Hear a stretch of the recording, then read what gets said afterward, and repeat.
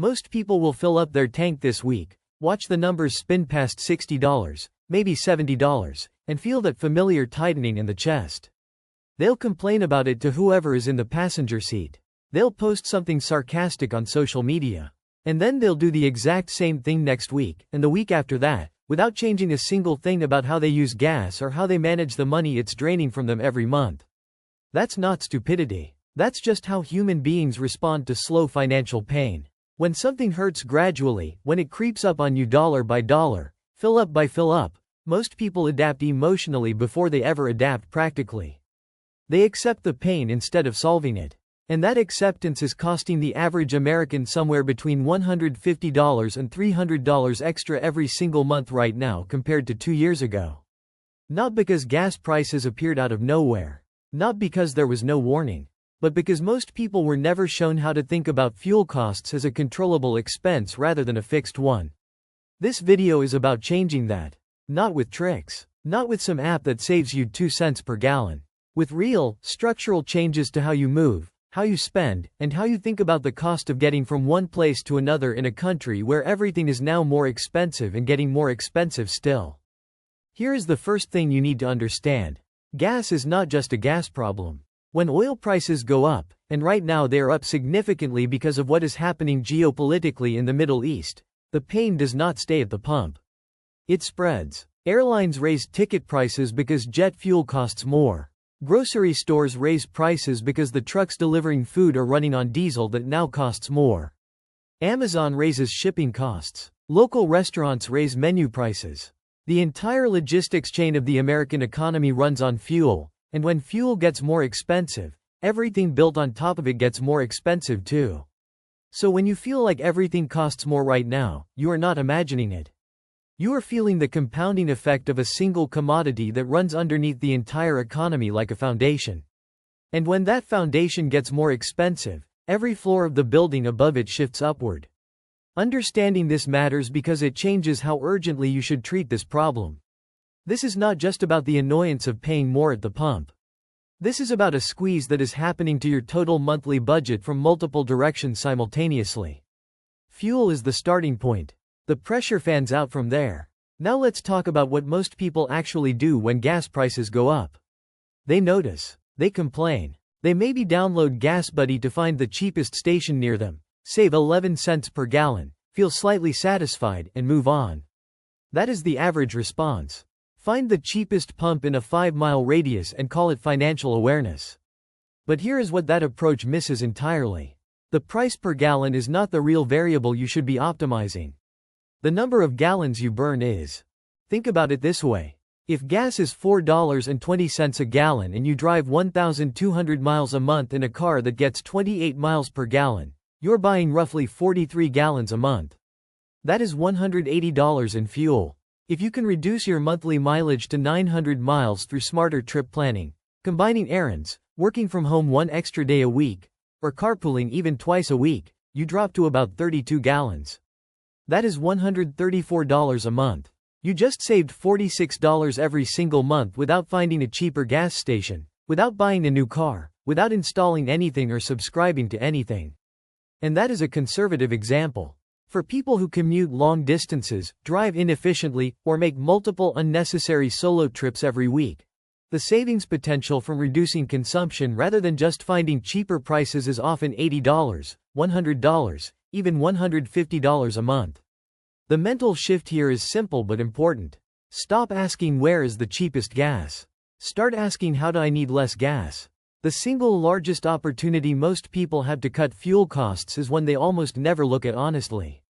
The commute. The average American commutes about 27 miles each way to work. At $4 a gallon in a vehicle averaging 25 miles per gallon, that is roughly $8.64 per round trip. 5 days a week, that is $43 a week, $172 a month, just getting to and from a job.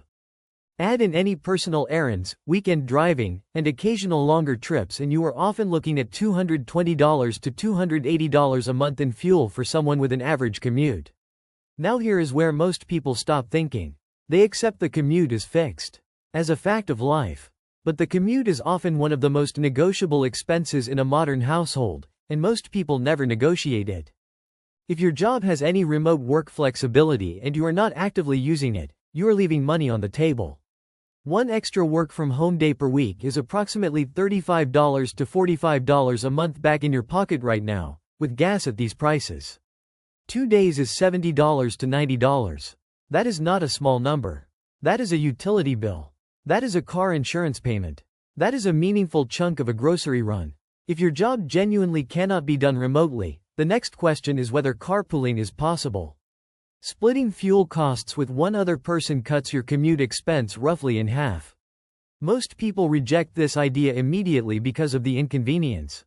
Different schedules, different routes, the small awkwardness of coordinating with a coworker.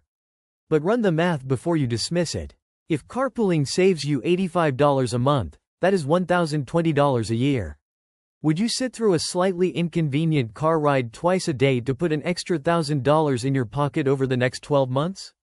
Most people, if they actually thought about it that way, would say yes. The second biggest area where people silently bleed fuel money is something behavioral economists call trip fragmentation. Trip fragmentation is when you make multiple separate short trips to accomplish things that could be combined into one efficient route. You go to the gym in the morning. You go to the grocery store in the afternoon. You go pick up something from a friend in the evening. You stop at a pharmacy on the way home from somewhere else the next day. Each trip feels small. Each trip is only a few miles. But short trips are disproportionately expensive in fuel terms for 2 reasons. First, your engine burns significantly more fuel when it is cold. The first 2 to 5 minutes of driving after a cold start are the least fuel-efficient minutes of any trip. If your short trip is 5 minutes long, your engine is running inefficiently for nearly all of it.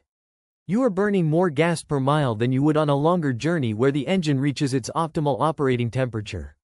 Second, short trips add up faster than people realize because they feel cheap in the moment. A 3-mile trip doesn't feel like a gas expense. But if you make 5 or 6 of those trips per week that could have been combined into 2, you are quietly burning an extra gallon or more per week that serves no purpose except poor planning. The fix is not complicated. At the start of each week, spend 5 minutes looking at everything you need to accomplish that involves leaving the house.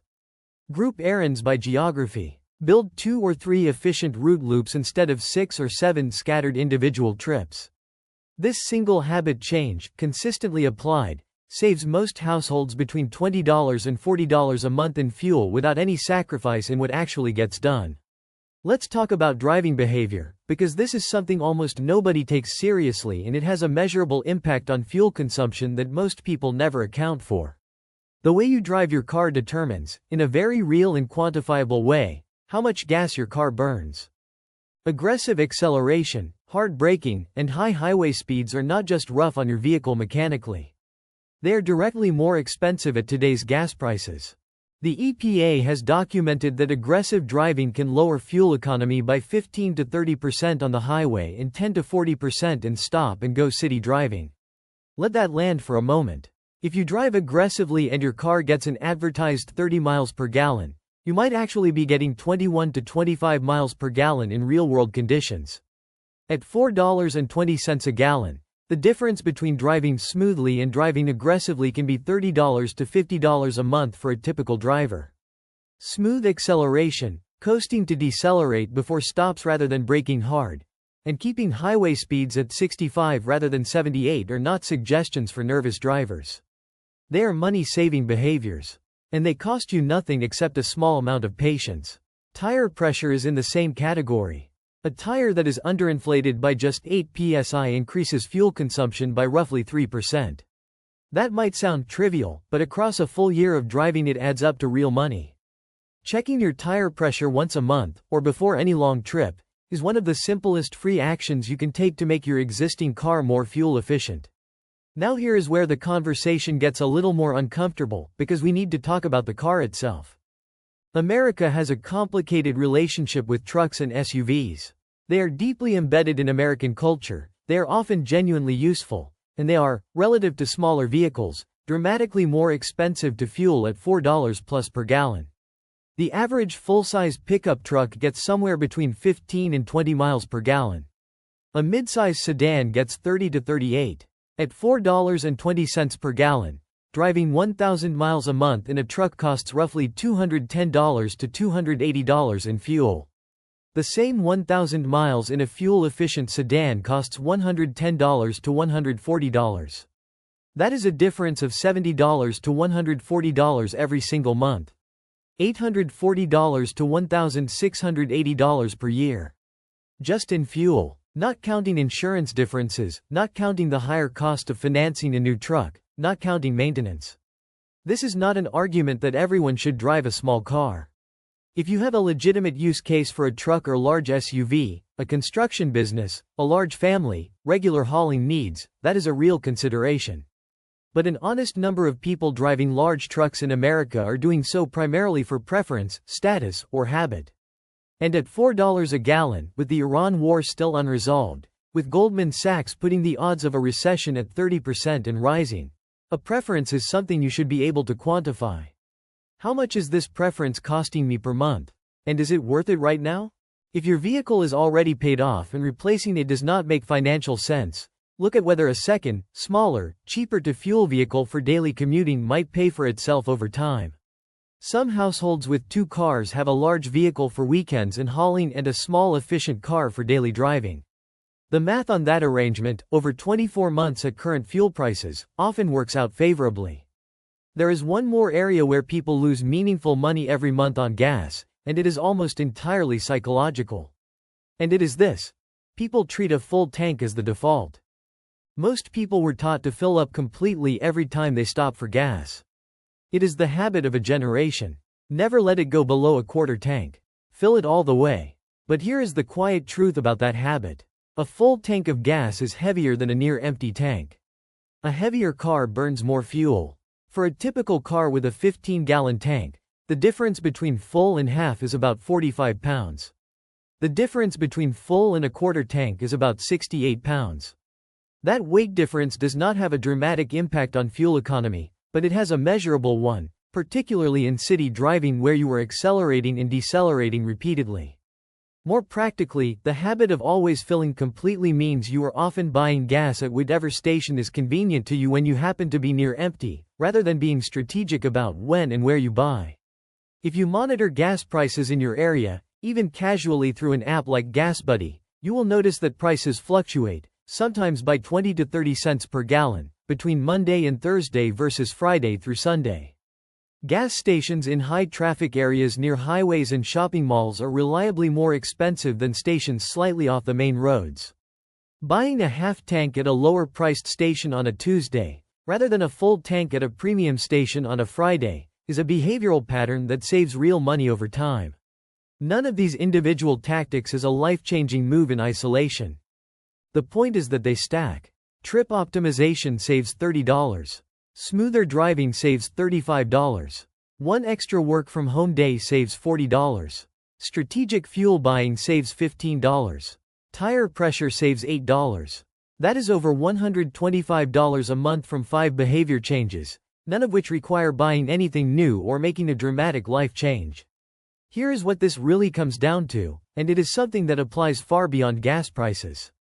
There are 2 kinds of expenses in your monthly budget.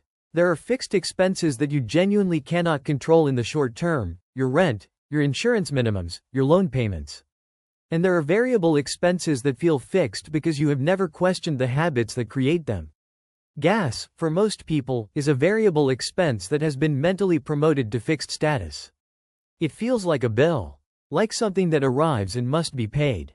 But it is not. It is a product you buy in varying quantities based on choices that are, to a significant degree, within your control. The reason this distinction matters so much right now is that we are in an economic moment where every percentage point of spending reduction has compounding value. If gas is up, groceries are up, borrowing costs are elevated, and economic uncertainty is genuinely high, then finding real, structural savings in your existing habits is not a nice to have. It is a form of financial self-defense. The people who come out of periods like this in better shape than they entered them are not the ones who earn dramatically more money, though income growth matters enormously over time. They are the ones who looked at their existing expenses with honest, unsentimental eyes and asked which of these costs is actually controllable. And then they controlled them. You will fill up your tank again soon. That moment at the pump, watching the numbers climb, does not have to just be a moment of passive frustration. It can be the moment you start actually calculating what you spend on fuel per month, tracking it the way you track your rent or your phone bill, and making deliberate decisions about how to bring that number down. $4 gas is not going away this week. It may not go away this year. The conflict driving oil prices is unresolved, the economic uncertainty is real, and the financial pressure on American households is not a short-term news cycle story. It is the environment you are living and spending money in right now.